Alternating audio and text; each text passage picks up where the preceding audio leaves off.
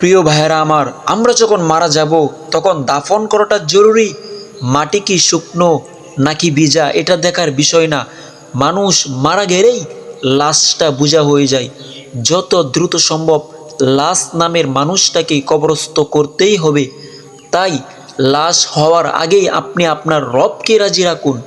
দুনিয়ার মানুষকে রাজি রাখাতে কোনো সফলতা নাই। এরা দিন শেষে আপনাকে দ্রুত কবরস্থ করার প্রতিযোগিতায় লিপ্ত হবে।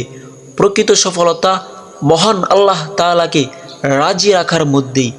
এই কথাটা যত দ্রুত সময়ের মধ্যে বুঝতে পারবো ততই কল্যাণ আমার আপনার জন্য। এতএব প্রতিটি কাজে এবং কথায় আপনার রবকে স্মরণ করুন, তার প্রদর্শিত পথেই চলুন, কবরকে স্মরণে এবং বরণে রাখুন।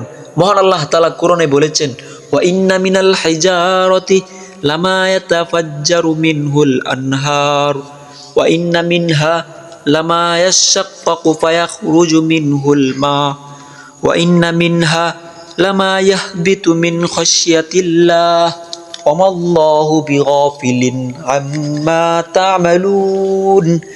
এরে বান্দা, দেখ পাথরের দিকে তাকায় দেখ, আল্লাহর ভয়ে কাঁপতেছে ওই পাথর। বহু পাথর আছে ফাটাইলে পানি পাওয়া যায়, বহু পাথর আছে ফাটাইলে পানি পাওয়া যায় না। কিন্তু উপর থেকে আল্লাহর ভয়ে কাঁপতে কাঁপতে কয়া পড়ে, এরে বান্দা তোর কি হয়ে গেল? কেন কাঁদন আসে না? কেন ভয় পাস না? মনে করছস আল্লাহর কোনো খবর নাই? জেনে রাখিস, ওমাল্লাহু বিগাফিলিন আম্মা তা'মালুন। আল্লাহ তোর সব জানে, লেখা হচ্ছে।